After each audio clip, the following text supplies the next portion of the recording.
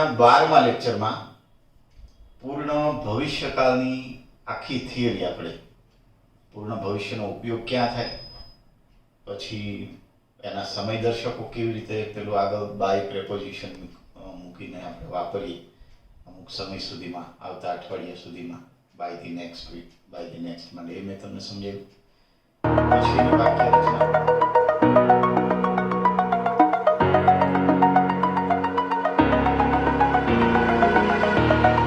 over the edge, feel like I'm floating through. પછી એની વાક્ય રચનાઓ ત્રણેય હકાર, નકાર અને પ્રશ્નાર્થ. આપણે જોયું કે ભાઈ પૂર્ણ ભવિષ્યકાળમાં શેલ હેવ અને વિલ હેવ છે એ સહાયકારકો વપરાય અને ક્રિયાપદનું ભૂત કૃદંત વપરાય. આ રીતે બધું ઉદાહરણો સહિતને આખી થિયરી મેં 12મા લેક્ચરમાં પૂરી કરી હતી અને છેલ્લે તમને એ કહીને મેં લેક્ચર પૂરું કર્યું હતું કે ભાઈ હવે પછીના લેક્ચરમાં એક તમને હું એક્સરસાઇઝ આપી દઈશ, ત્યાં સુધીમાં તમે થિયરી પાકી કરી લેજો. આવું આપણે વાત થઈ. તો એના આ 9મી એક્સરસાઇઝ છે તમારી. 9મો કાળ આપણો પૂર્ણ ભવિષ્યકાળ જે તમે તમારી બુકમાં લખતા જાઓ છો એ હશે. તો જે સૂચના આપણે દર વખતે લખીએ છીએ કે ભાઈ આપેલા વાક્યોને અંગ્રેજીની 3 રચનામાં બદલો. પહેલું વાક્ય છે આપણે આવતા પખવાડિયા સુધીમાં. હવે આ પખવાડિયાને અંગ્રેજીમાં ફોર્ટ નાઇટ કહેવાય, યાદ રાખ. ફોર્ટ નાઇટ એટલે પખવાડિયું. પખવાડિયું એટલે 15 દિવસ થાય, બરાબર. તમે બધા ગ્રામ્ય લેવલમાં ના જ મિત્રો છો એટલે લગભગ આ શબ્દ સાંભળ્યો હોય, પણ મોટા શહેરમાં જે વિદ્યાર્થીઓ મોટા થયા હોય તો આ પખવાડિયું શબ્દ એ થોડો અઘરું લાગે કે આ પખવાડિયું એટલે શું હોય, કઈ વાનગી એમ. તો એ આપણો સમયદર્શક શબ્દ છે 15 દિવસ. એટલે પખવાડિયા સુધીમાં બધા જ અંગ્રેજી કાળ પૂર્ણ કરી લીધા હશે.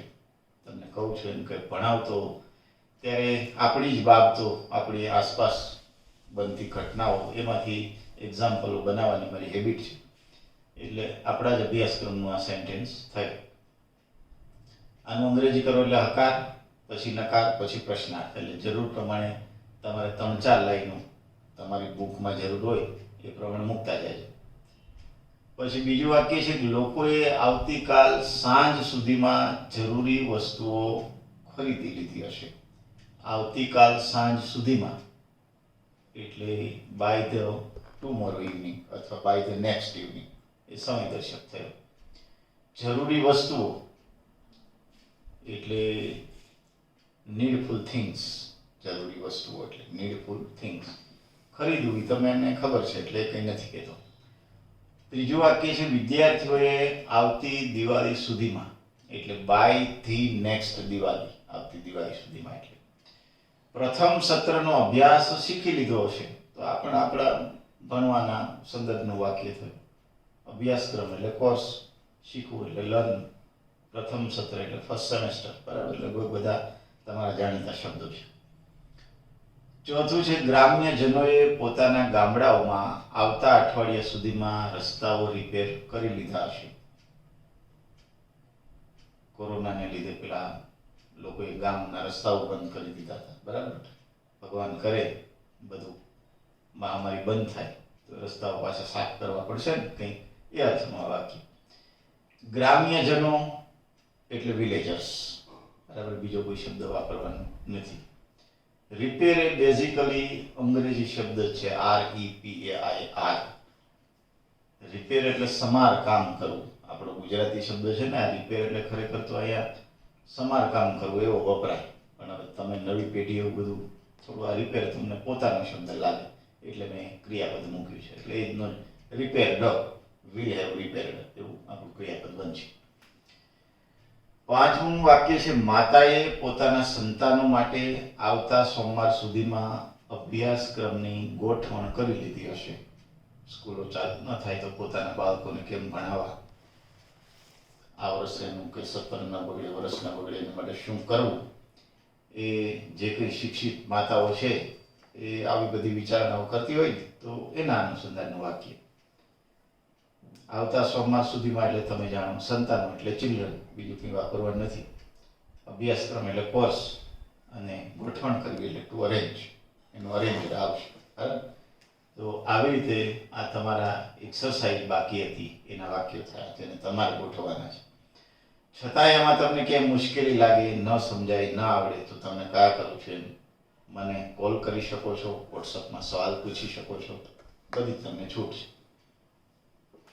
એટલે એ આપણી એક્સરસાઇઝ 9મા કાળની પૂરી થઈ.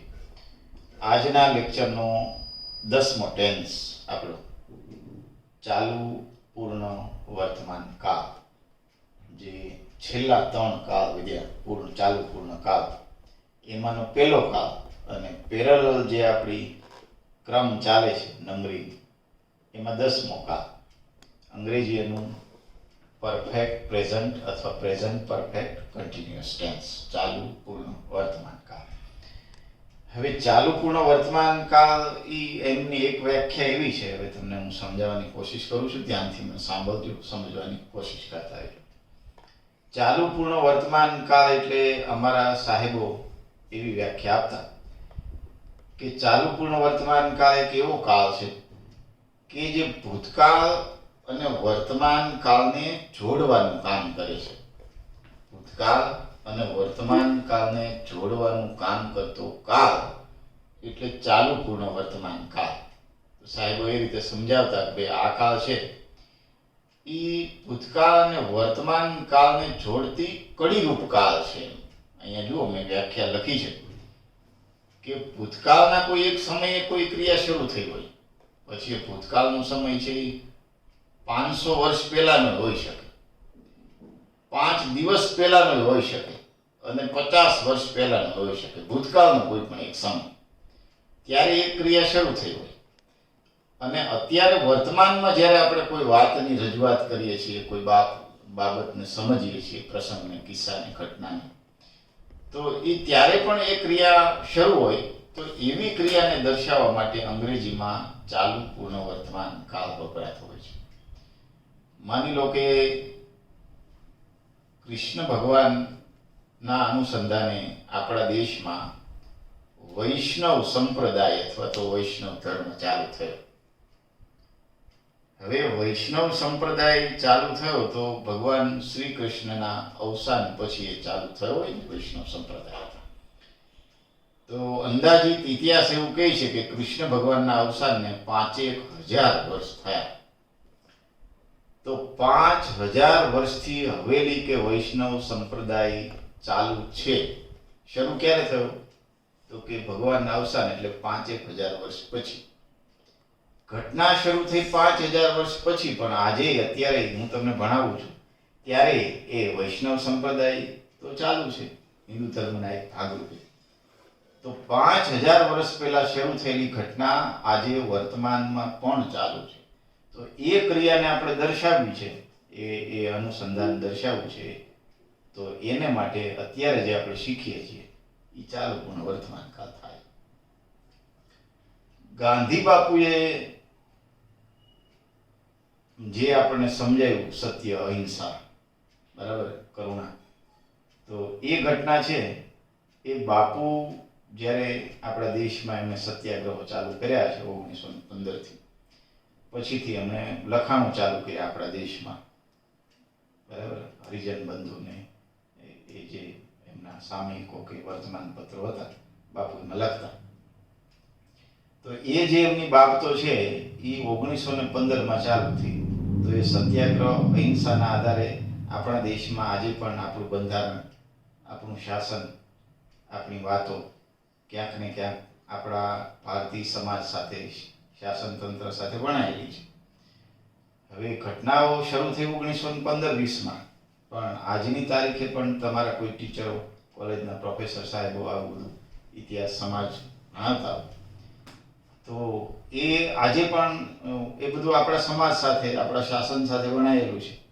તો જે ઘટનાઓ મેં કહ્યું એમ ભૂતકાળમાં શરૂ થઈ હોય ને આજ સુધી એ ચાલુ હોય, અને એક્ઝેક્ટ વ્યાખ્યા તો દીકરાઓ એવી છે કે ભૂતકાળમાં ક્રિયા શરૂ થઈ હોય, અત્યારે વર્તમાનમાં ચાલુ હોય અને ભવિષ્યમાં ચાલુ રહેવાની શક્યતા હોય, એના માટે ચાલુ પૂર્ણ વર્તમાન કાળ વપરાય. બ્રિટિશ ટેન્સ પ્રમાણે હું હમણાં બોલ્યું એક્ઝેક્ટ એની વ્યાખ્યા છે.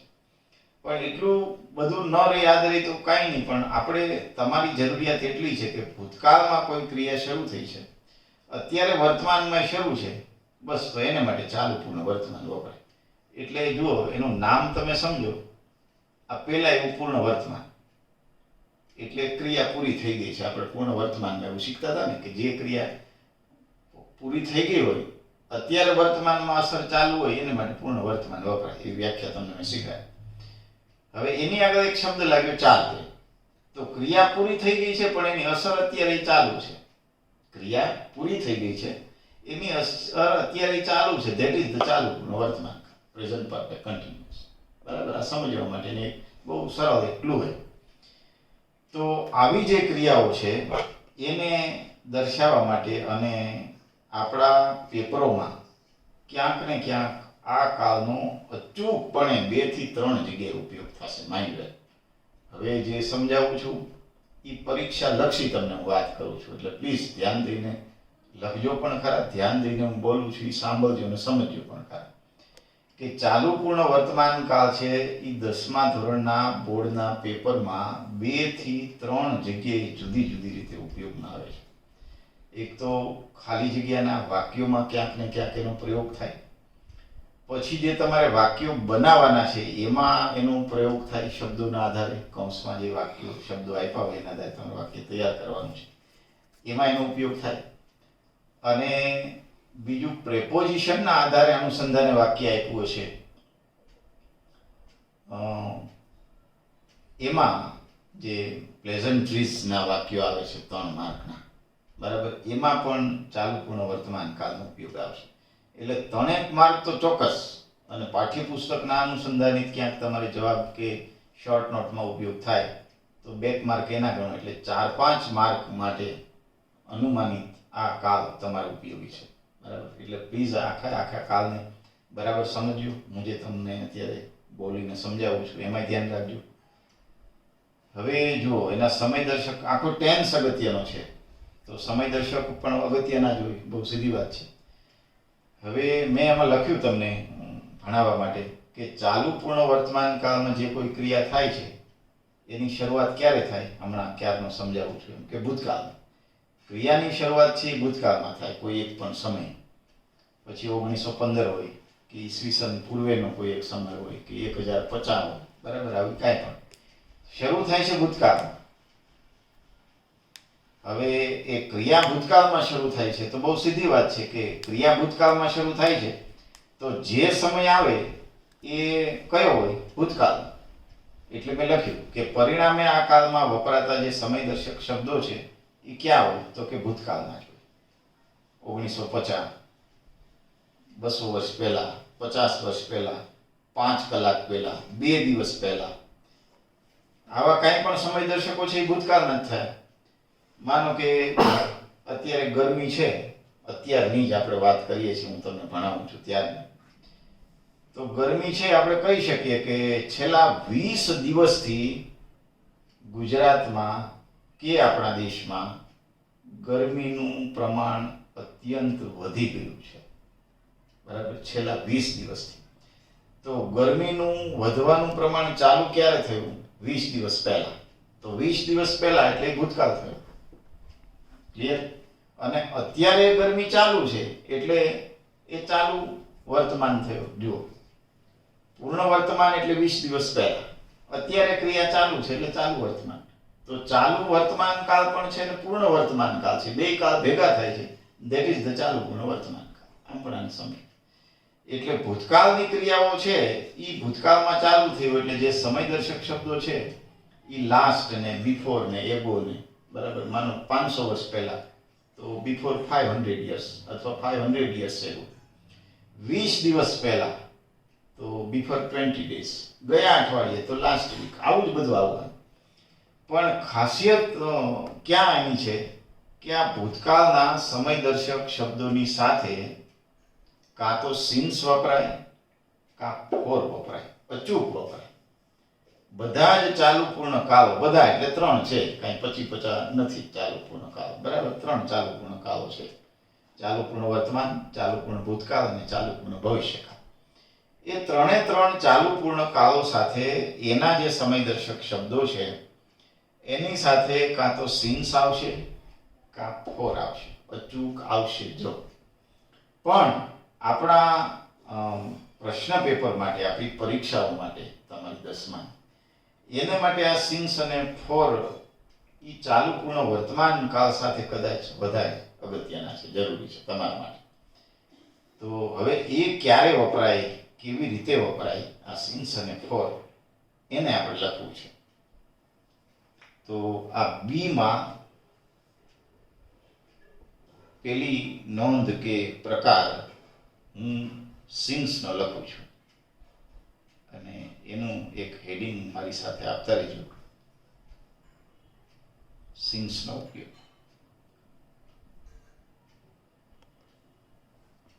વ્યાખ્યા મારી સાથે લખતા રહેજો.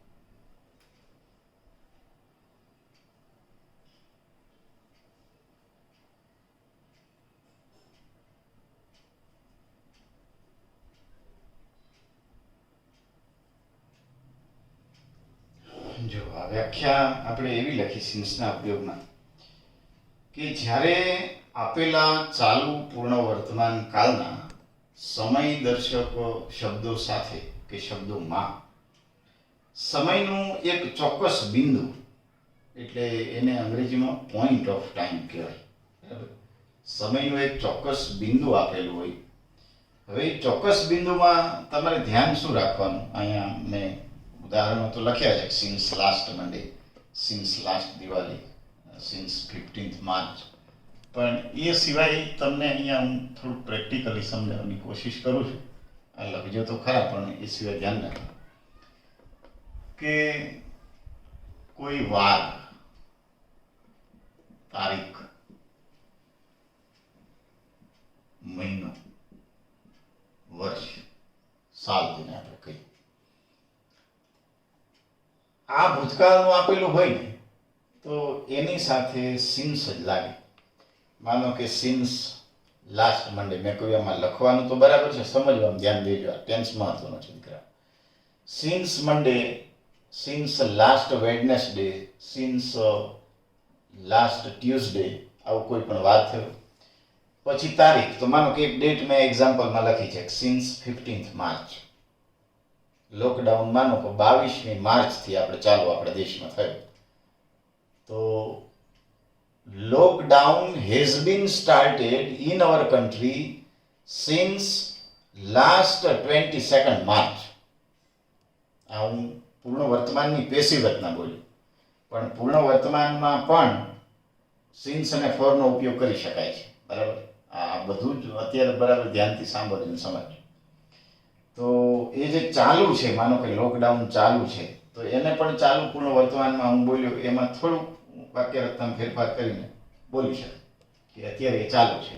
તો એ સિન્સ 22nd માર્ચ છે, એટલે તારીખ સાથે. પછી મહિનો અહીંયા એકાદ લખ્યો છે ને, માનો કે સિન્સ લાસ્ટ ઓગસ્ટ, ગયા ઓગસ્ટ મહિનાથી, આપણે એમ કેવું છે કે ગયા માર્ચ મહિનાથી લોકડાઉન ચાલુ છે, બરાબર. તો lockdown has been continue since last March, થઈ ગયો ચાલુ પણ વર્તમાન. પછી વર્ષ, સાલ, કે 1920થી 1950થી 1840થી આવો કોઈ પણ સાલ છે તો એની આગળ પણ સિન્સ લાગે. એટલે સમયનો એક નિશ્ચિત બિંદુ આવે ને તો એની સાથે સિન્સ લાગે. તમારે આટલું એક મગજમાં રાખવાનું છે. શું કામ કે સમય દર્શક શબ્દોમાં માનો કે આવું કંઈક આમ સમજાવું છું એવું આપ્યું છે ને ખાલી જગ્યા આપી છે ટેન્સની, તો તમને ખબર કેમ પડે કે આમાં કયો ટેન્સ પૂરવાનો છે? એટલે તમારે યાદ રાખવાનું કે સિન્સ અથવા ફોર સમય દર્શક શબ્દોની આગળ પ્રેપોઝિશન લાગેલું હોય તો તમારે ટેન્સની ખાલી જગ્યામાં ચાલુ પૂર્ણ વર્તમાન કાળથી ખાલી જગ્યા પૂરવાની છે. આ પહેલી વાત. પછી ચાલુ પ્રેપોઝિશનની ખાલી જગ્યા આપી છે. પ્રેપોઝિશનની 4 માર્કના પ્રેપોઝિશન હોય આપણી ગ્રામરમાં. તો એ પ્રેપોઝિશનમાં માનો કે વાક્ય છે એ ચાલુ પૂર્ણ વર્તમાન કાળનું છે અને પ્રેપોઝિશનની ખાલી જગ્યા છે એમાં માનો કે એકાદું ઓફ ને એની સાથે ફોર અથવા તો સિન્સ આપ્યું છે, તો કાળની વાક્ય રચના છે એ ચાલુ પૂર્ણ વર્તમાન કાળની છે. એટલે તમારે મગજમાં ઘુસાડી જ દેવાનું કે ચાલુ પૂર્ણ વર્તમાન કાળનું વાક્ય છે હેઝ બીન અને આઈએનજી વાળું ક્રિયાપદ, તો એમાં આ બેમાંથી એક જ હોય, કાં સિન્સ હોય ને કાં ફોર હોય. તો હવે બેમાંથી એક કયું આવે કેમ ખબર પડે? તો આ જે તમને ડેફિનેશન સમજાવું છે એના આધારે ખબર પડે. આટલું એક મિત્રો યાદ રાખો. તો આ સિન્સ થયું. હજી એની બીજી છે ફોર, બરાબર, એ બાકી રાખું છું, બહુ લેક્ચર પછી લંબાઈ જાય છે એટલા માટે. તો ચાલુ પૂર્ણ વર્તમાન કાળમાં આજે મેં તમને એનો ઉપયોગ, સમયદર્શક શબ્દો કેવી રીતે ઉપયોગ થાય એ, અને સમયદર્શક શબ્દોની સાથે પાછું જે સિન્સ અને ફોર કેવી રીતે વપરાય, એમાંથી પહેલો પ્રકાર છે એ સિન્સનો તમને બહુ વ્યવસ્થિત લંબાણથી ડીપમાં સમજાયું. અહીં સુધી તમે સરસ રીતે બુક લખતા જાઓ. કાલે આ જે સમયદર્શક શબ્દો છે એનો બીજો પ્રકાર ફોર, FOR, એ કેવી રીતે વપરાય એનાથી આપણે 14મા લેક્ચરની શરૂઆત કરીશું. ત્યાં સુધી દરેક વખતે તમને સમજાવ્યા કરું છું એમ કે તમારું ધ્યાન રાખો, પરિવારનું ધ્યાન રાખો, અને આપણે બધા જ રોજ ઈશ્વરને પ્રાર્થના કરીએ કે આખા આપણા સમાજની, ખાસ કરીને તમને નાનકડા વિદ્યાર્થીઓને આ એક નજર કેદ જેવી વ્યવસ્થામાંથી મુક્તિ મળે. ત્યાં સુધી ભણતા રહો, ધ્યાન રાખો. Baય.